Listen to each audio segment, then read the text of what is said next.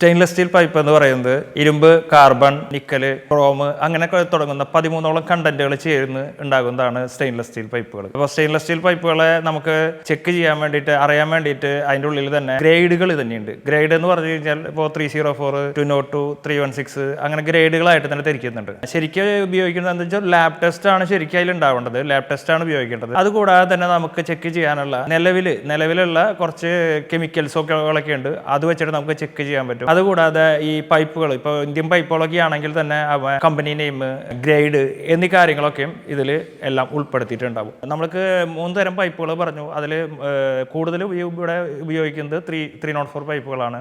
ഗുണം എന്താണെന്ന് വെച്ച് കഴിഞ്ഞാൽ 304 പൈപ്പ് നമുക്ക് കടൽ ഭാഗങ്ങൾ അങ്ങനെയുള്ള ഭാഗങ്ങൾ, കുറച്ചും കൂടി ഔട്ട്സൈഡ് ആയിട്ടുള്ള ഭാഗങ്ങളിലൊക്കെയും 304 പൈപ്പുകൾ നമുക്ക് ഉപയോഗിക്കാൻ പറ്റും. ഹാൻഡ് റെയിൽ വർക്കിനൊക്കെ ഉപയോഗിക്കുമ്പോൾ കൂടുതൽ 16 ഗേജ് പൈപ്പുകളാണ് ഉപയോഗിക്കുന്നത്. 16 ഗേജ് പൈപ്പുകൾ ഉപയോഗിക്കുന്നത് മൂലം എന്താണെന്ന് വെച്ച് കഴിഞ്ഞാൽ പൈപ്പിൻ്റെ ഭാരം കൂടുന്തോറും പൈപ്പ് കൂടുതൽ നാൾ നിലനിൽക്കാനുള്ള സാധ്യത കൂടുതലാണ്. അപ്പോൾ എന്തെങ്കിലും ഇപ്പോൾ വന്നു കഴിഞ്ഞാൽ, ഇപ്പോൾ സ്റ്റെയിൻലെസ് സ്റ്റീൽ പൈപ്പ് അങ്ങനെ തുരുമ്പ് പിടിക്കുന്ന ഇതോളൊന്നും വരുന്നില്ല. അങ്ങനെ എന്തെങ്കിലും വന്നു കഴിഞ്ഞാൽ തന്നെ നമുക്കത് ബഫിങ്ങോ കാര്യങ്ങളോ ചെയ്തിട്ട് അത് ക്ലിയർ ചെയ്യാൻ പറ്റുന്ന ഒരു ഇതാണ് സ്റ്റെയിൻലെസ് സ്റ്റീൽ.